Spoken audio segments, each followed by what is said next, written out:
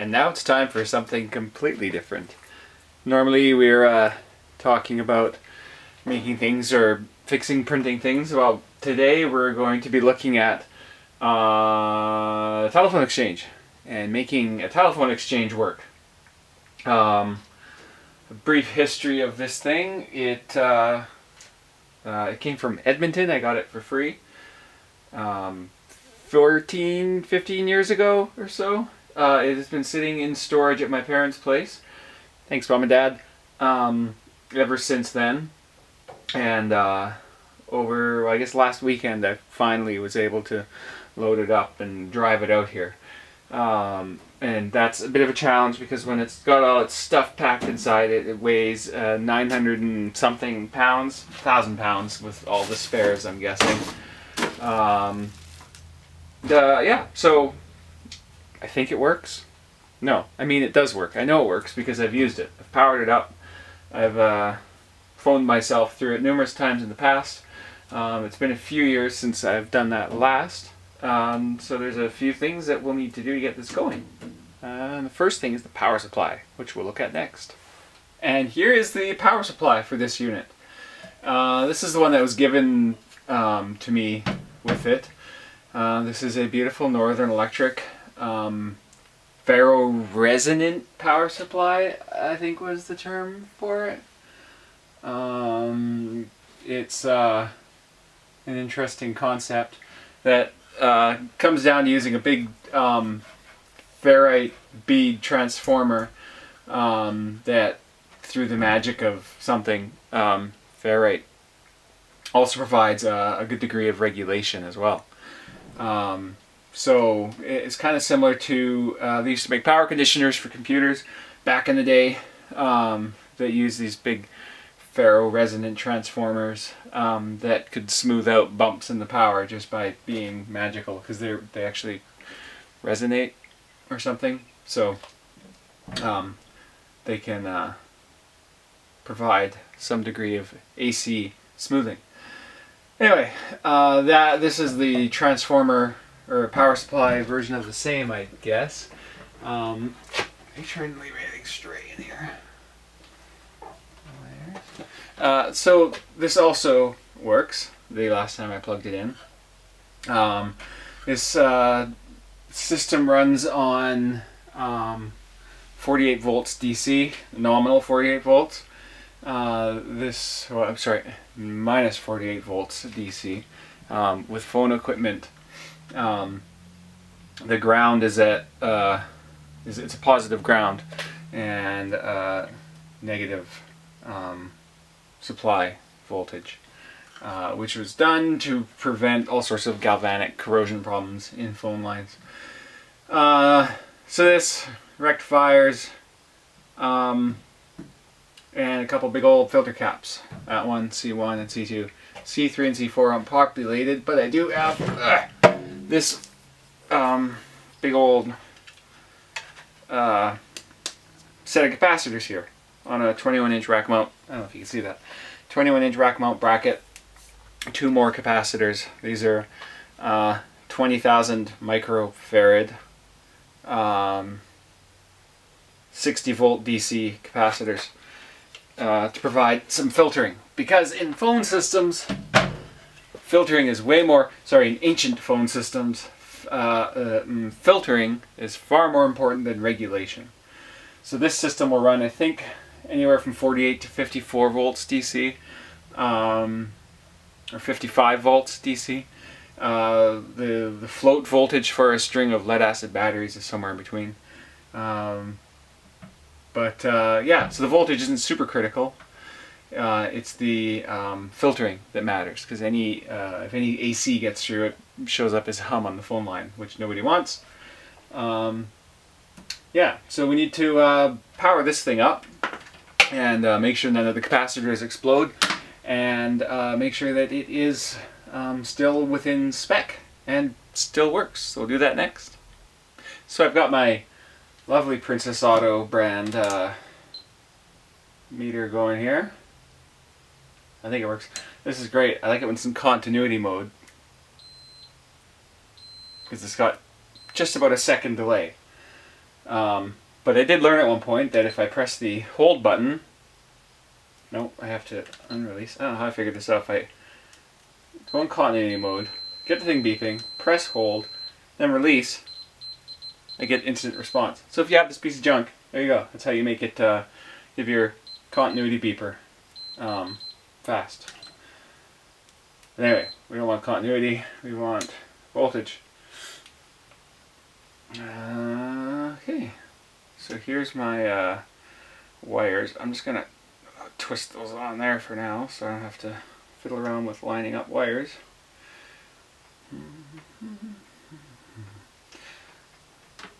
Okay, they're not touching. Let's do that. I'll plug that in.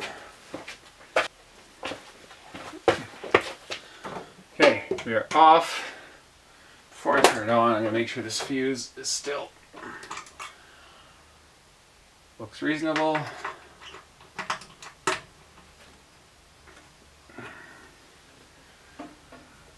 Alright, plug that in.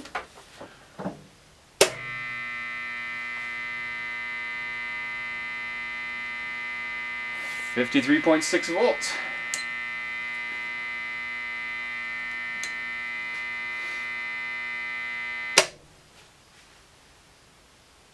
I think there's resistors across the capacitors, which is great because when I turn it off the voltage drops. Either have the capacitors shot. And then we'll just do sort of 1 volt, nothing. Alright, now I need to connect this up because that would be a nice thing to do. So I'll quickly do that.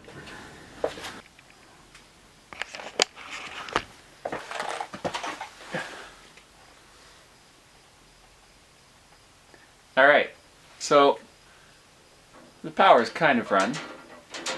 I haven't hooked it up to the terminals yet, the power terminals. Part of the best practices of starting this thing up is to make sure, to stick an ohmmeter on the power terminals. Sorry, the camera's kind of funny. Stick an ohmmeter on the power terminals before powering it up to make sure there's no dead shorts in the system, because that'll melt wires and things like that, and that's not cool. So I checked that, and it shows as an open circuit, which is good. Now you say to yourself, wait a minute, open circuit, how does this thing even work if it doesn't draw any power? Well, that's the neat thing about these old systems, is that they didn't draw power unless you were actually using them. So when you pick up a phone, that would actually close the circuit that would make the machine come alive. So when there's no phones off the hook, nothing's energized, which is kind of cool. What am I doing down here, you ask? Well, keep looking to the side because I can see what I'm doing. A little tray of, they call these end links. I'm not sure what end means, but there's a little N stamped in the end, or molded in the end. And to facilitate moving these switches from there to here, I had to take a bunch of these out. And I have a picture here that shows me what I should be putting where on these. Now these are the connectors. These are on the right hand side. They're kind of sort of the brains of the system. Well, they should have lamps in them as well, but they're rolling around in the back of my car right now because I apparently didn't put them back properly. So these little guys, green, red, red, yeah. They're like jumpers. They're not like jumpers, they are jumpers. And they are used to enable these things. Finding out what each jumper means is actually a little more difficult than I would hope. The documentation is very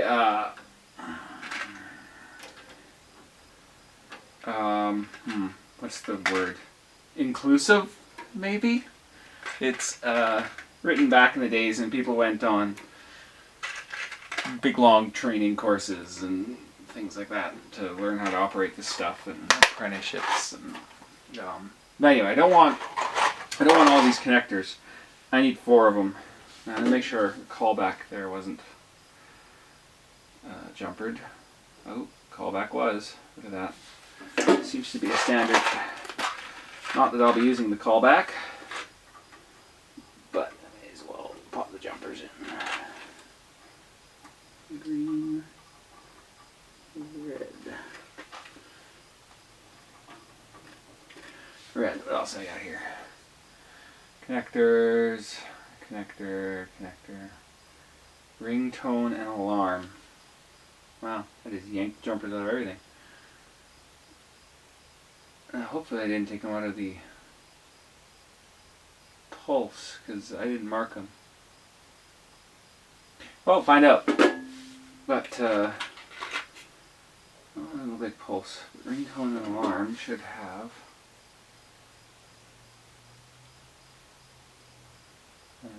Oh, that lid was on the wrong switch.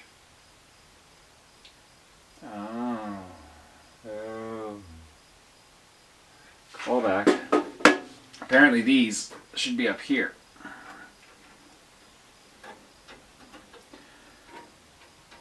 I have a feeling callback is the same, but it was disabled. And then ringtone and alarm was the wrong lid on the right can, or the right lid on the wrong can. All right, let's go around the other side. All right, I think that's not energized. Here's where those wires come out. There's a hole in the cabinet.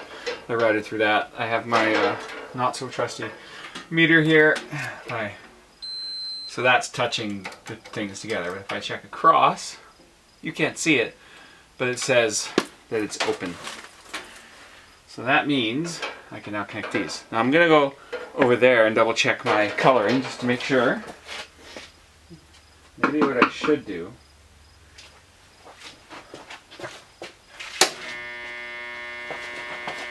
So I've energized those, and I'm gonna, before I do the final connect, make sure that my white is negative.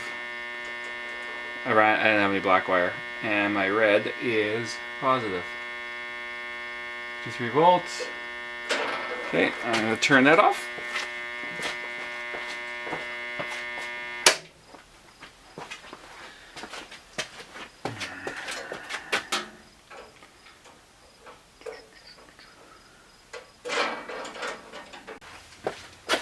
Of course, the card was full, so I may have missed something. Maybe not. If I did miss something, I did a quick polarity check on the power supply before connecting the power. And I think now I'm ready to fire this thing up. All the bits and pieces are pretty much there. What I will do, though, before I do that, is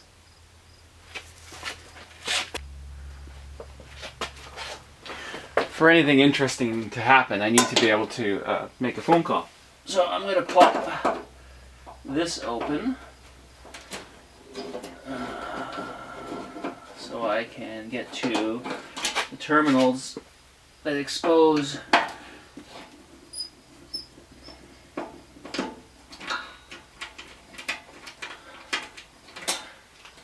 I should back the choo-choo up.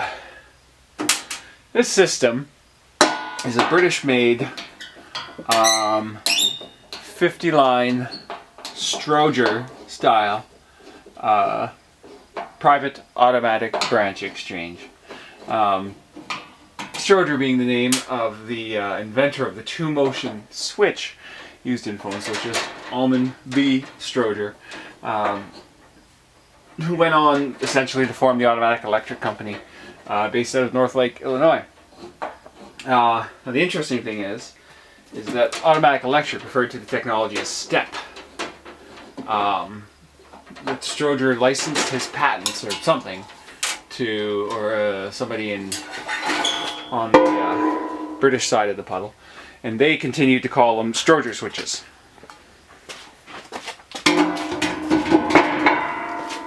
So the British named them, or called them after their inventor, and the Americans just didn't talk about the roots. Anyway, this is a 50-line switch, which means it supports 50 telephones.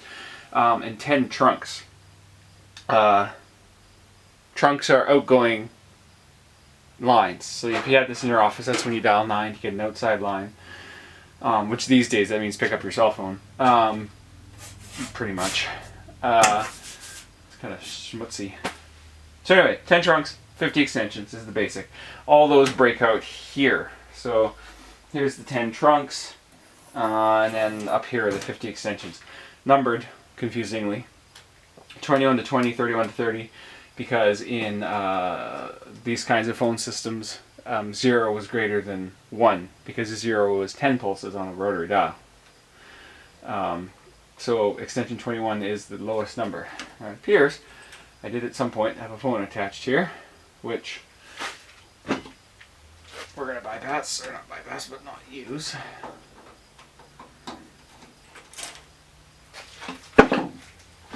And instead, my buddy Chris hooked me up with one of these. And this is it's an alignment's butt set. Super convenient for testing all matters of things telephone related. It even has little clampy bits, which I think I might have more luck connecting directly to the lines. So if I go with extension 21 here, what's really polarity doesn't matter a whole lot. Okay, should be good to go. Oh, I should make sure this thing is off the hook. On the hook? Off? On? How do I do that? It might actually have... I wonder where this came from. I'll just do this. There we go. Turn it on. No smoke?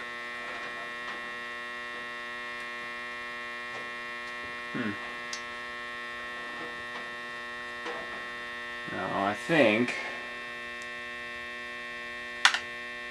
There it is. Monitor.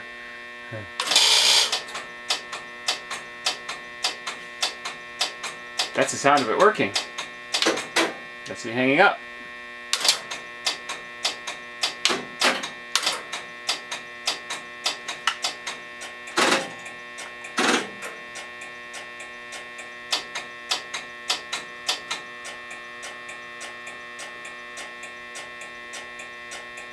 Sounds like my interrupter isn't interrupting.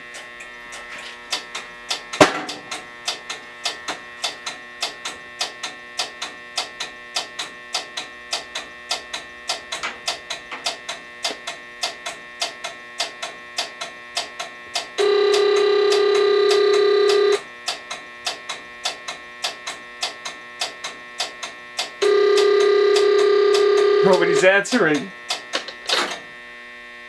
Alright, so a little over the buzz, fill you in on what's going on here. So first thing we'll do is pick up the phone. That is horrible. So that first buzz you hear, is there a volume? No, impressive. That first buzz you hear is the system finding me. It's got... And I just gave up. So it's got a line finder. When I pick up the phone, it goes, somebody's off the hook, and it buzzes a single motion switch around to find who just picked up their phone. Which is that noise here. And then that kerchunk, kerchunk, kerchunk you hear is what's called the interrupter, which is what produces the cadence of the ringback tone, the ring, and the dial tone. So if I hang up here and pick it up again. So sometimes the line finders don't go, I don't know what the logic is behind that. The interrupter actually, I think, helps determine that, to spread the load around. So that's dial tone. So I can dial a number. Let's do... Seems very short, that delay. Let's do... 59. Now you'll notice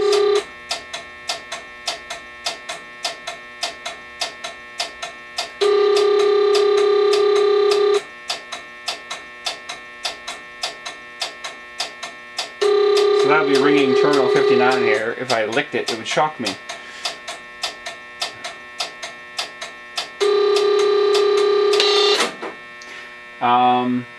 Let's try dialing myself.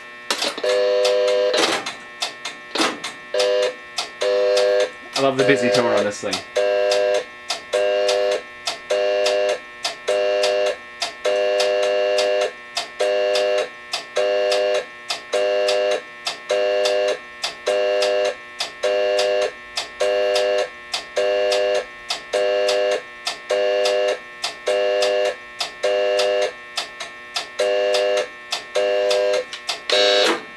So that funny cadence is because the, well, let's go take a look at why.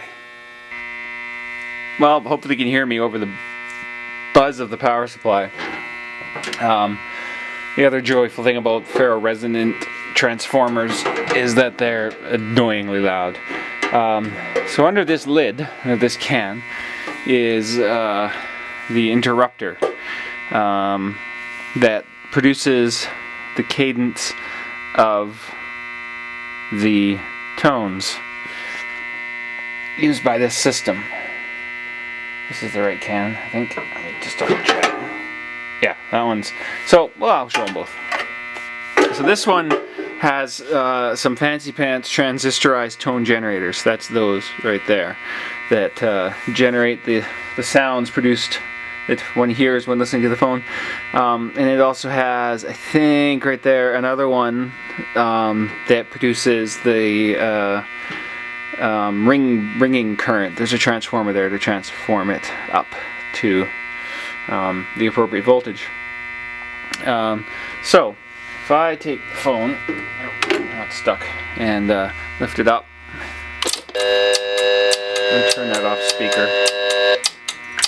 You can see that thing moving around.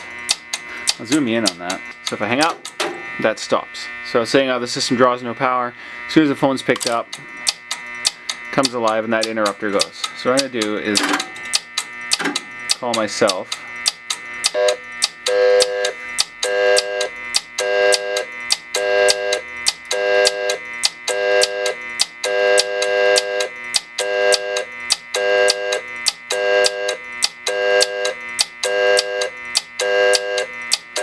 If I hang up,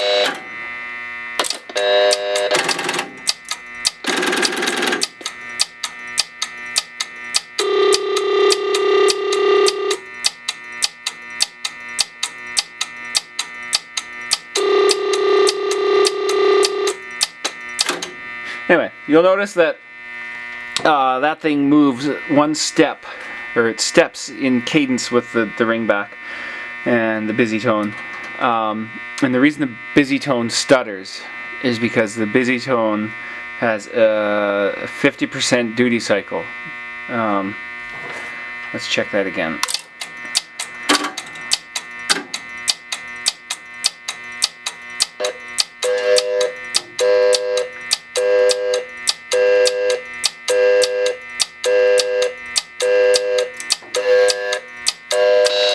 Yeah, so every other step is busy. That's a 25 contact switch. 25 divided by 2 does not divide evenly. And you'll notice the contacts are actually 180 degrees apart. So really it looks like a continuous string of 25 contacts, which isn't 50, it's actually 25 repeated. So it doesn't divide, is what it ends up being the problem. So there's a stutter in the dial tone, or in the busy tone, because there's an odd number of contacts and an even number of interruptions. So that's the interrupter. The other thing you could hear, I'll show you next. Alright, we're now looking at the bottom of the selector. Now you'll notice that this green jumper's in, but I took them out of here. And the reason for that was to force only one switch to be active. So every time I pick up my phone,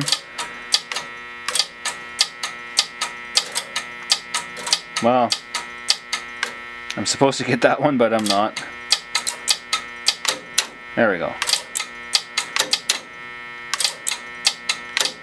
Alright, so I pick up my phone, I get that switch when I dial. Called myself there. Hang up.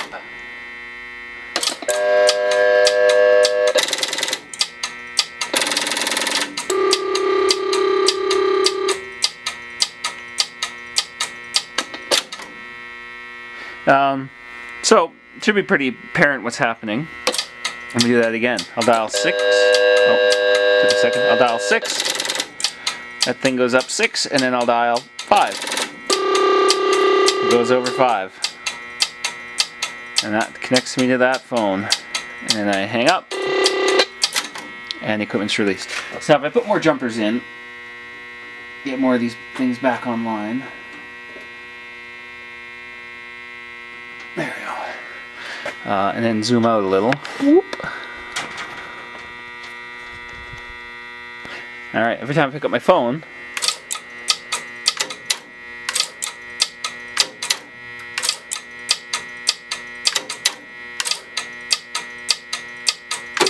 there we go. You see a different switch acts as the first. And as you see, it's rotating through because it's the interrupter down there. Oh, I missed it.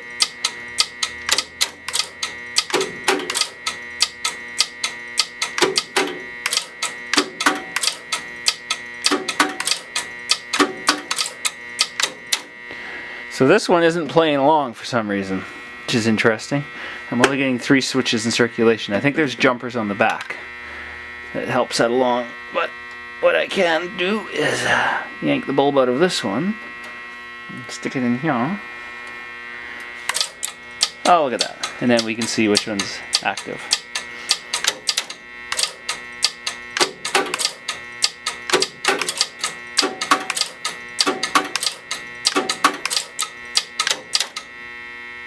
Oh. I don't know.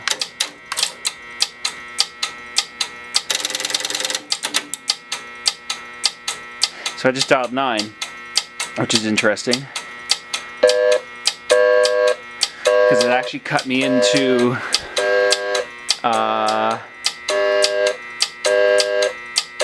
one of the trunk circuits.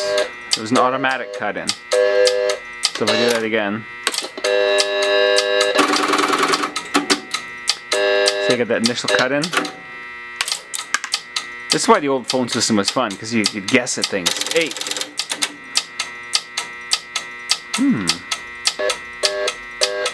Oh, a fast busy. Interesting.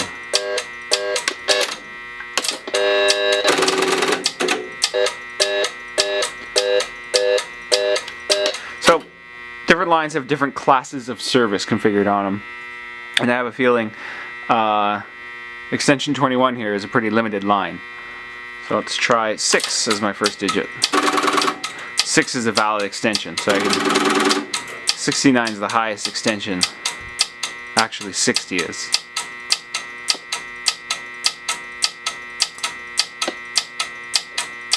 Interesting, there's no ring back from that selector connector.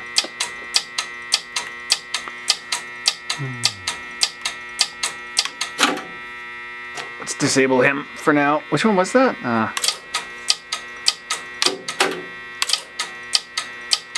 So if we do 6, 0.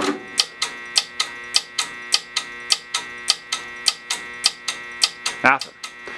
You are out of the party. Oh, I see what's happening. So, the interrupter was saying this is the next switch in line, but this switch is gone because I took the jumper out, and so the line finders had to do some magic. This thing's pretty crafty.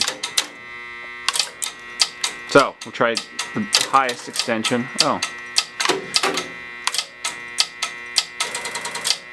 No.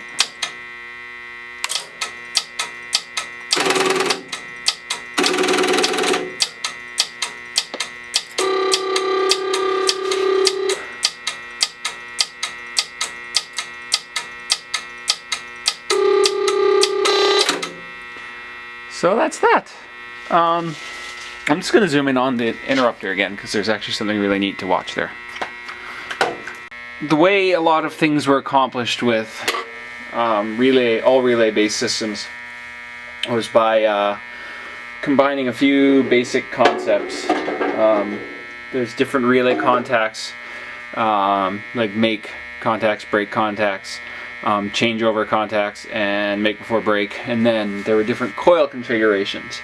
So they would throw copper lumps around the coils, which would, or stick copper slugs inside them, which would either delay the operation or delay the release of the relay. And that would affect a very brief but predictable time delay using only magnetics. So, with that said, if I fire this thing up, turn that off, you can see and you can hear over the buzz, the patterned operation of these things. So that one appears to be following the ringtone. I'm guessing that's what RT means. Oh, ran out. Hang up.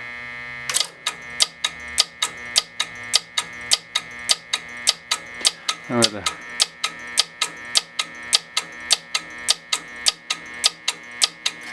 Anyway, some interesting stuff to watch that. I find it fascinating watching all those things cycle through. Now, if I pick this up, oh, it's doing it again.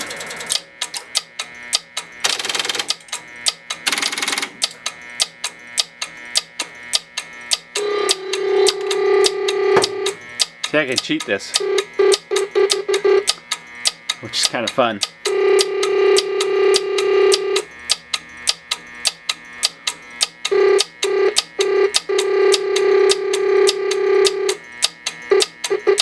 Anyway, I think I can do the same thing with busy.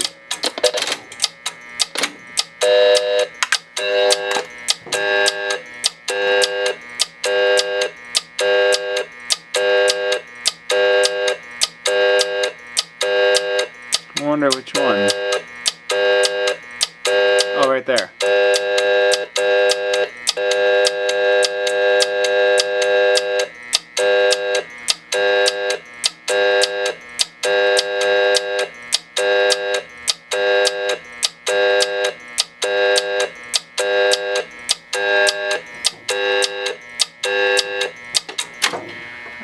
And then we had the fast busies as well.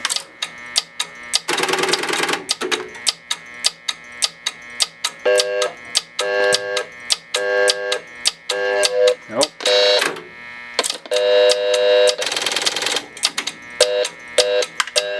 There we go.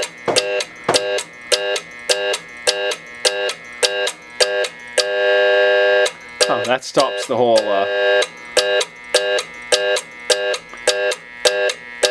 no.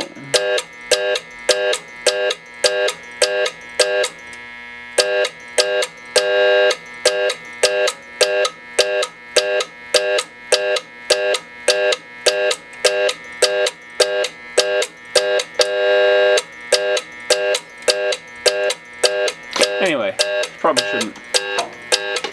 Something fascinating about a system that you can influence just by poking at things with your fingers.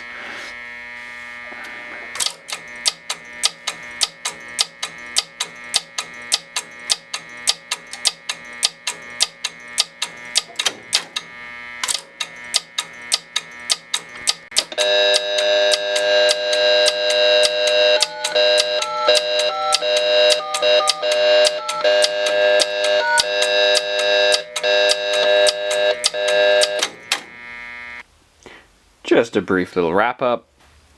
I was just finishing up and I noticed these two loose wires here. Touched them and it shorted something out that it shouldn't have. And